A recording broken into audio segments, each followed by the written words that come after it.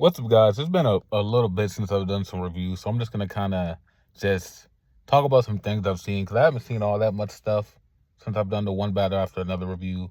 So I'm going to start off with the Peacemaker Season 2 review, do a quick little ramble. I can remember it pretty good, so so it's like, even though it's been like a month and some change since I've seen it, I still remember it pretty well. And I feel still like hold the same feelings. So basically, do I like season 2? Yes. Something I started to notice about Peacemaker toward once we got to like the fifth or sixth episode was this show is basically like Doom Patrol, where it's like you're watching these people go through this shit, and even though it's a superhero show, you're never really gonna see them go out there and like do superhero shit. And when I say superhero shit, I mean save a random person here or there, go on a 2 or 3 episode arc where you're like saving people or trying to stop people that might lead to your main arc, but it's kind of disconnected. And it's really like, and it's kind of fucked up that I'm gonna review this season, and I'm gonna review Gen V season 2 after just finishing The Wire. So that's something I've watched. I finished The Wire in 1 week. In 1 week, I watched 5 seasons of The Wire because it was just that good to me. And something that like watching The Wire really made me realize how bad a lot of shows are right now. Like even the ones that are good still don't do what shows like The Wire and The Sopranos used to do, where it's like they'll give you 10 to 13 episodes, long episodes, and they'll show you all these fucking characters. I mean, you'll meet 2 and 3 characters that might just stay in that season. If you watch The Wire, you know what season I'm talking about. They'll give you characters that you're never going to see again, and they do their job, and they're really good, and you'll never see them again. And Peacemaker season 1 did that with the with Earn.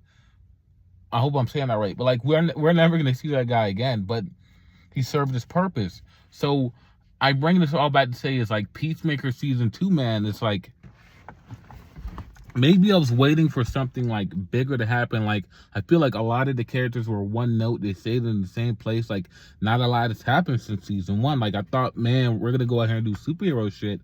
They didn't go out there and do superhero shit. So I gotta like, I empathize with Chris in the story, and he goes to the portal, and like he gets to meet his brother. He gets to meet his dad, who's different and everything.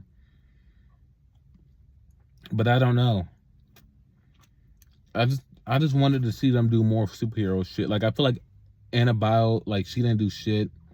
I feel like Vigilante didn't really get to do shit. I feel like Hardcore had a strong art of showing that she has anger issues, showing she doesn't really know how to do anything else, and how that can be a very scary thing to have to go do something else that's different than what you've done your entire life. That can be scary. Economos didn't really do shit that's helped the team out the best he could while he's still on the inside. Rick Flag Senior, I mean, that's not gonna, people aren't loving him right now. I don't know if I can take another 2 or 3 projects if that dude is like, I don't think that Creature Commandos movie is gonna happen either. I think that's something that James Gunn's starting to realize he can't really do. Like that's not feasible right now. Like let's call it like it is, man. Fantastic Four and Superman struggling to make 600 million. A Creature Commandos movie probably won't break 2, if we're being fucking honest. If it's not filled with cameos, it's not breaking 200 million. That's just how shit is right now. So that movie's probably not gonna happen. So how much Rick Flag Senior is gonna be a big factor going forward. Like I'm sure when they filmed this season, they thought they're gonna get that Creature Commandos movie out no problem. They're gonna get all that other shit out no problem. I don't think that's gonna happen now. So we know he's gonna show up in Man of Tomorrow, and I feel like this season, like a lot of people felt like the season was just a big setup for Man of Tomorrow, and that it'll be a big disservice if this is the last like big project we see of Peacemaker, and everything else from here on out is just appearances here and there, appearances in the Amanda Waller show, appearances in that show, and I think that would be pretty like, I don't know, man. The DC is just in a weird spot where it's like Peacemaker and Vigilante and all these other characters were never supposed to be this beloved to a point where it's like, are we supposed to keep giving you projects because you're like the only thing that's been consistently hitting for us? Because like they're not, never probably will be like cornerstone characters like the Teen Titans, like even the ones on the Outer Banks, like on like Deathstroke, Slade Wilson, like fucking the Mad Hatter, like even the Hatter, they're not even on the level of the Mad Hatter. Like, how many more appearances do they deserve, or are they supposed to give to them, given the stature that they've had in the history of the DC? You know what I mean?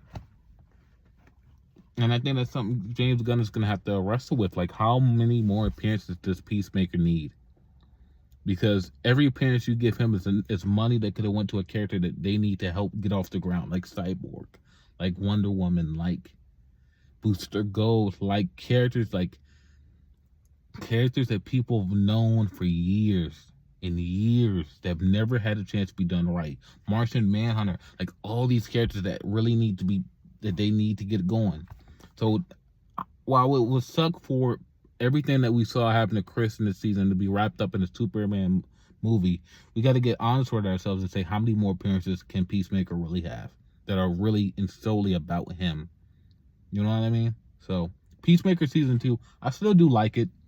I love the opening. He played that opening song to death, but I love the opening. That I think it's better than the first season's opening.